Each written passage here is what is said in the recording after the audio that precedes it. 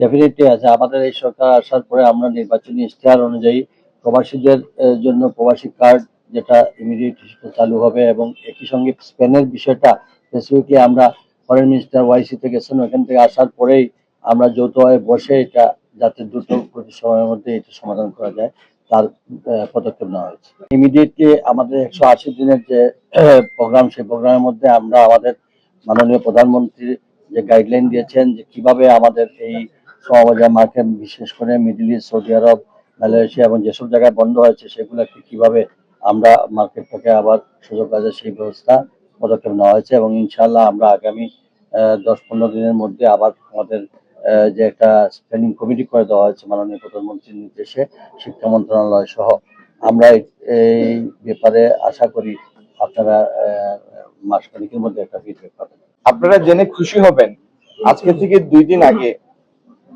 আজকে শনিবার, গত বৃহস্পতিবারে ইউরোপিয়ান ইউনিয়নকে আমরা আনুষ্ঠানিকভাবে এফটিআর আলোচনা শুরুর জন্য চিঠি দিয়েছি বাণিজ্য মন্ত্রণালয় থেকে। তো আমরাও পৃথিবীর যে সমস্ত দেশের সাথে আমাদের জিএসপি সুবিধা পাই, আমরা ইউরোপিয়ান ইউনিয়ন এবং অস্ট্রেলিয়া, কানাডা, সব পৃথিবীর বিভিন্ন দেশ, ইংল্যান্ড, তাদের সবার সাথেই পর্যায়ক্রমিক ভাবে আমরা এফটিএ করার উদ্যোগ নিব, যাতে এলডিসি গ্রাজুয়েশন পরবর্তী সময়ে আমরা কোনো হোঁচট খাওয়ার সুযোগ না থাকে। ধন্যবাদ। আপনারা এই কথাটাকে ভুল ব্যাখ্যা করবেন না। অর্থমন্ত্রী মহোদয় যেটা বলেছেন তার প্রেক্ষাপটটা হলো বাংলাদেশের ট্যাক্স জিডিপি রেশিও খুব কম, 7.6%। আপনি আশপাশের যে কোনো দেশ, কম্পারেবল একটা ইকোনমি নেন, সেখানে ট্যাক্স জিডিপি রেশিও অনেক হাই। যেমন ভারতের ট্যাক্স জিডিপি রেশিও হচ্ছে 17। আপনি যদি স্ক্যান্ডিনেভিয়ান দেশগুলিতে যান সেখানে 40। আপনি ইংল্যান্ডে যান 30-এর উপরে, আমেরিকায় 30-এর উপরে। বাংলাদেশের ট্যাক্স জিডিপি রেশিও কম হওয়ার কারণে আমাদের যে রাজস্ব সেটি চলে যায় সরকারের খরচ মেটাতে, বার্ষিক উন্নয়ন কর্মসূচি বা বিনিয়োগের জন্য আমাদের অর্থের সংস্থান থেকে কম। এই অবস্থা থেকে উত্তরণের জন্য এই দেশটাকে এগিয়ে নেওয়ার প্রয়োজনে ট্যাক্স জিডিপি রেশিও উন্নত করার প্রয়োজন। উনি সেই কথা বলেছেন, ব্যক্তি খাতের ট্যাক্স বাড়ানোর কথা বলেছেন। আমাদের এই সিলেট অঞ্চল, এটা আমাদের একটা জোন, পানি সম্পদ মন্ত্রণালয়। এই জোনের অধীনে সিলেট, সুনামগঞ্জ, হবিগঞ্জ, মৌলভীবাজার 4টা জেলা রয়েছে। এটা একটা বর্ডার এলাকা এবং এখানে পাহাড়ি অঞ্চলের কারণে সব সময় একটা ঢলের পানি প্রতিনিয়তই এটা আসছে, এবং বর্ষা যখন আসে তখন আমাদের এই অঞ্চলে বন্যা হয়ে যায়, এবং প্রতি বছরে আমরা এই প্রবলেমটা ফেস করছি, এবং এটা আমাদের জন্য একটা চ্যালেঞ্জ। আমাদের এই এলাকার সাধারণ মানুষ, জনসাধারণ একটা থ্রেটের মুখে বরাবরই চলে আসছে। আমরা এই চ্যালেঞ্জটাকে খুব দ্রুততার সহিত যেন ফেস করতে পারি, মোকাবেলা করতে পারি, সেজন্য ইতিমধ্যে চলমান আমাদের কিছু প্রজেক্ট আছে।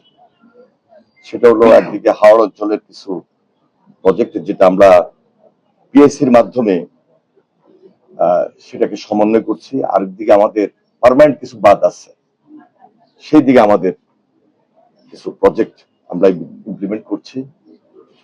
তাছাড়া সীমানার মধ্যে আমাদের বাদ দিয়ে আমরা সবকিছু শেষ করতে পারছি না।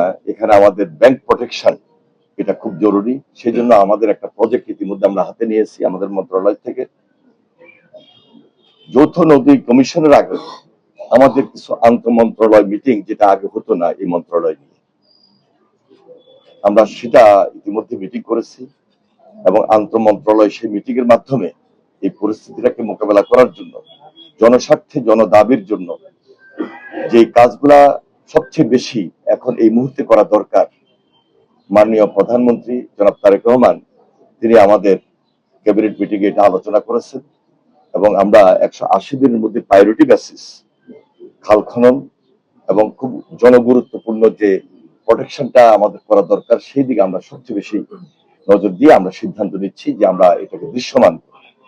এর বাহিরে আমাদের জনস্বার্থে যে কাজগুলা খুব বেশি জরুরি হয়ে দাঁড়িয়েছে, এবং এই জোনে, এই সিলেট অঞ্চলে পাহাড়ি ঢল বন্যা বর্ষা এটাকে মোকাবেলা করার জন্য জনগণের পাশে জনগণকে সুবিধা দেওয়ার জন্য যত্র তত্র কাজ তো করলে হবে না, সবচেয়ে দায়িত্বশীল এবং সবচেয়ে জনগুরুত্বপূর্ণ যে প্রোগ্রামটা, যে প্রকল্পটা বেছে নেওয়া দরকার, সেটা আমরা প্রায়োরিটি দিব এবং ধারাবাহিকভাবে এই কাজগুলা আমরা শেষ করব।